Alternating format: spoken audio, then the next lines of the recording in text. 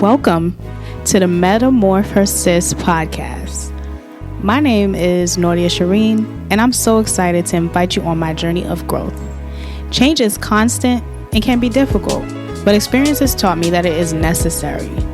I pray for the discernment to navigate my faith, my fears, and my growth, and I hope to encourage you, whether you're in caterpillar or butterfly season, that a win is a win at any time. So as you begin to feel uncomfortable, too big, too small, too wide, or like you can't fit, MetamorphHERsis.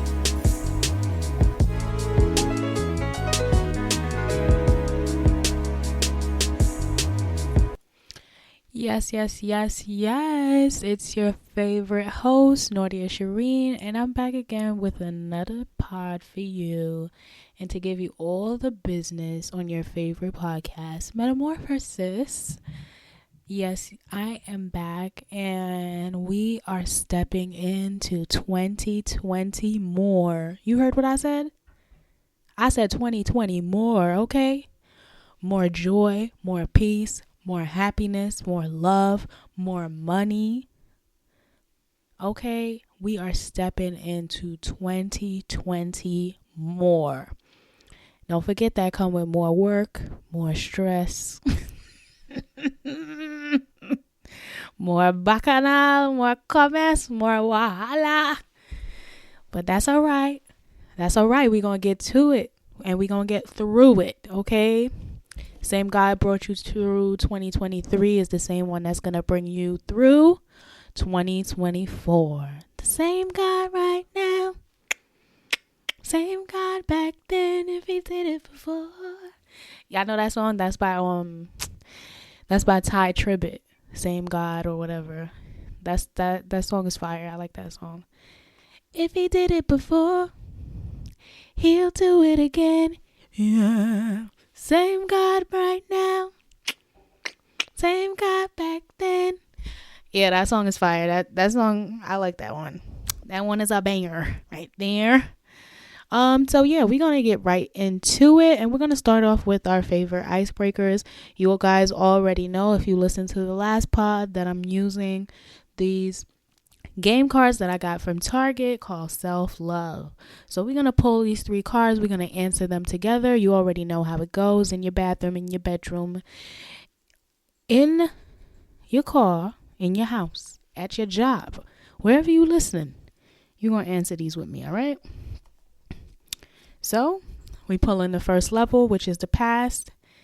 And it says, what have you grown to love about yourself? I think I've always loved myself, but I think something that I've grown to love is my ability to lead. I think at first I was always very much ashamed, or not ashamed, but shy about being a leader, about being someone who, called the shots, about being someone who was gifted, about being the person in the front of the room, about being the presenter. And you know what? Now I've really grown to love that about myself. It's what makes me stand out. It's what's made me stand out in school, at work, anywhere I go, really.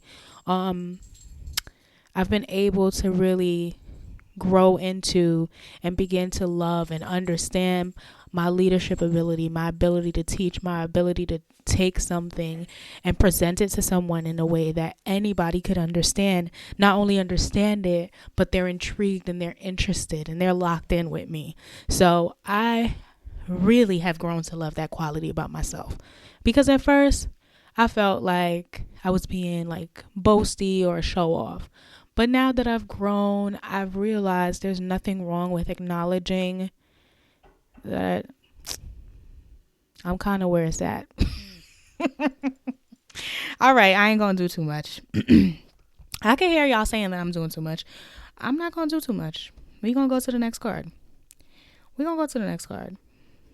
But I really used to be scared, y'all. I used to be not scared, but I was like, very like shy about taking up space, the present card, which is level 2, it says, what are you trying to tell yourself I think the thing that I've been trying to tell myself and assure myself with is that I am capable of making good decisions. I am capable of making good decisions. I think that's been hard for me. I've always wanted someone to tell me what to do. Even now, still, I get into a predicament, I get into a rut, I get to a crossroads, and I'm looking for people to say to me, well, this is what you should do, or you should go left, or you should go right, because it's what I'm comfortable in. I feel better when I know that I have someone I trust giving me the answers. But I think this season I've been leaning a lot on my own expertise, my own intuition, my own wisdom and knowledge, and making decisions. And I have been constantly telling myself that I am capable of making good decisions. So, yeah, I'm really trying to tell myself that, and I'm really trying to stick with it. And it's been helping, like, affirming myself with it when I'm in a stressful situation where I don't know what to do.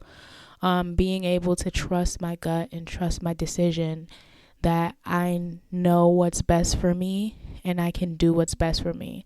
And it's even better having the safety net of I'm not just doing what's best for me, but I'm taking the input of God and what he says through my reading, through my meditation, right? Because we always think it's just prayer. Like, oh, we have a situation, let me get down on my knees and ask God. Like, there's some things that you don't need to ask God, baby girl, because they're like written already inside that book that you don't open up. Okay? So I think through the reading and the meditation, I'm able to like gauge my situations and circumstances and say, well, this is what I'm going to do. And I feel okay with it and I feel all right with it. So that's what I've been telling myself. Ooh, I like that one. That one was good. Let's see what the second card says. No, third card. My bad. Third card is future. And it says, what do you no longer want to wait for? I no longer want to wait for enough money to have fun or to go on vacation or to do things that make me happy. I don't want to do that anymore because I think that money, all things, materialistic things, things of this world and this life is fleeting. And I think this idea of like saving is such a barrier to actually just enjoying life. Yes, I do want to have a security. Yes, I do want to have a safety net. But also, I don't want to live life preparing for a good time. I want to have a good time. And I think the first part of that is just living within my means. Like, I think a lot of times we end up with that mindset is because the things that we're aspiring to is so far out of the spectrum of what we are realistically making and doing that we spend our entire life just aspiring. And I'm becoming more okay about where I am in life and trusting my seasons. And so I'm not waiting no more to go and have brunch, to book a trip, to go do a fun activity. I don't want to wait no more. And I think that we shouldn't, I'm not saying now go live, paycheck to paycheck and spend your whole pay to go to Jamaica. I'm saying that try to be a little bit less rigid and frugal when it comes to doing things that make you happy. If there's nothing to reap, there's no benefits of all the hard work that you're doing, it becomes even more tiresome than it actually is. So it's important to give yourself something to look forward to so that it makes the work worthwhile and easier. Okay? So as we get into a little bit of reflection about 2023 and where we came from, I want to really reflect on who we were, who we've become, and who we are aiming to be. And so as I look back at 2023, I see a young woman who still was very dependent on other people to tell her what her role was, who she was, what her journey should be. And I found comfort in relying on other people. And I became someone who learned to rely on myself. I became someone who was capable of being relied on. And I am aiming to be someone who is at peace with choosing my own path. And I'm aiming to become someone who is gentle and kind and empathetic to the people in my community and in my surroundings, to my family, my loved ones, my friends, anyone that I am in relationship or covenant with. I want to be a better person, woman, friend, family member to them. So I think that is who I was, who I became, and who I'm aiming to be. With that said, we are going to go straight into our next segment of the show, What Would Jesus Do? WWJD. In this segment of the pod, I throw out a hot topic, question, or circumstance, and together we discuss what we think, how we feel, but ultimately imagine, consider, and contemplate what would Jesus do.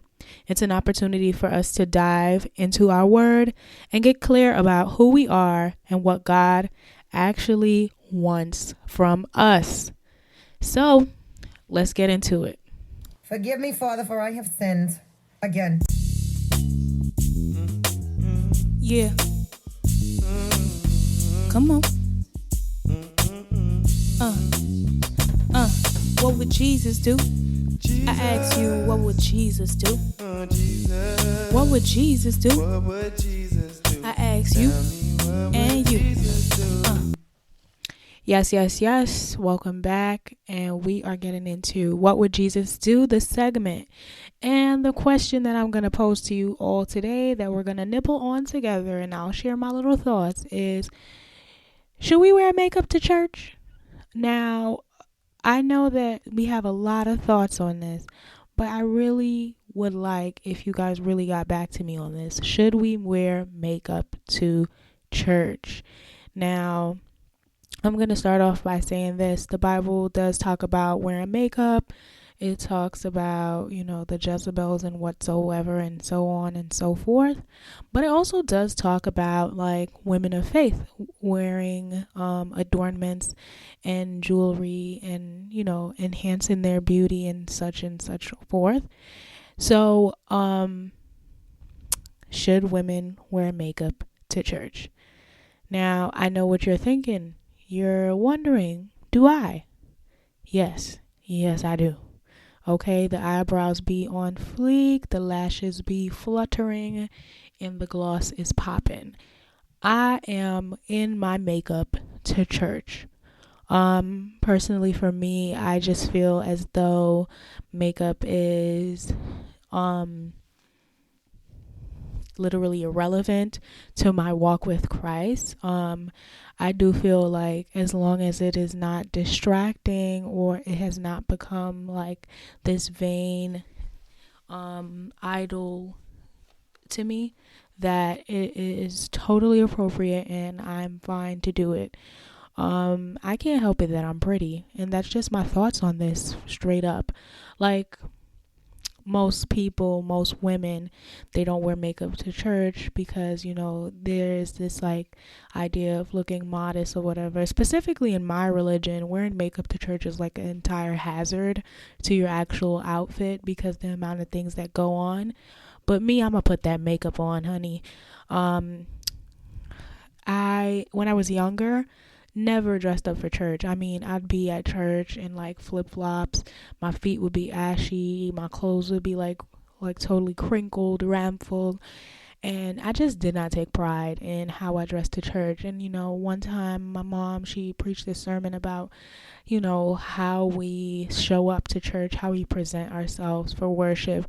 And she talked about like getting into the state of worship, and it starts with getting ready and getting your clothes prepared and all that. And all that could be a form of an act of worship. And I said to myself, after hearing that sermon, I'm going to go to church and I want to look good, because you know why? When I go out into the world, I do my best to look good. And so it's not that I feel like I don't look good without makeup, but I do when I want to get specially dressed up, and I want to do what is important to me. I put makeup on and I get cute. And so after that, I started putting makeup on and getting cute for church, and really, putting myself together, because I feel like it's important. Not only is it important that we show up for God as our best, but just as a representative of Christ, I just feel like it's important to look put together and look well dressed. So, should we wear makeup to church? I don't know. Maybe you guys can send me some scriptures. Maybe we can get into our Bibles about this and see where we're at with it. And maybe we can even bring it back to the next pod to see what you think. But my vote on this is I'm going to have to give the makeup to church a hallelujah, because I like to look good. And that's just the fact of it. And that's just the end of it. And if you feel differently, you got to convince me, honey. You got to convince me that I'm going to go to hell. Because to me, it's totally irrelevant. It wouldn't mean that literally, like, that would, if it was just it wouldn't just be makeup, it would be everything, so we can talk about it in the comments. Make sure you hit me up. What would Jesus do? Should we wear makeup to church? All right. Jesus, oh Jesus, what would Jesus do? Tell me, what would Jesus do? Thank you for listening to that segment of What Would Jesus Do, WWJD. I am so thankful that you have been listening. And as we go into 2020 more, what I want to say to you is that you have been doing your best. You have been trying your hardest, and you have been putting in the work. So now that we're going into 2024, I want you to enjoy the harvest, enjoy the fruits of your labor, enjoy the benefits of the things that are coming to you, and just be feeling secure in knowing that whatever is coming to you is meant for you. Whatever you want, you can attract. You have to work hard for the things that you want, and you have to put in the effort that is necessary to gain all the things that you want in this life. So don't be scared of a little hard work. Give it your best shot and give it your all. As you go into this new year, I want you to feel strong, successful, invincible, powerful, and most importantly, grounded and in peace with who you are, who you've been, and who you are becoming. Thank you so much for listening to MetamorphHERsis. And listen, if you're feeling like you're too big, you're too small, and you can't fit, then girl, you already know what you need to do. I told you on the last show, okay? I can't wait to see you for the next episode. I know this one was a little bit short, but bear with me. We are getting into some new things for this new year. I'm so excited to bring to you guest interviews, to bring to you new segments, to bring to you new opportunities for this show. Thank you so much for being a follower. Thank you so much for being a supporter and for being a part of this army. I love you, and I cannot wait to speak with you again on the next pod. Bye.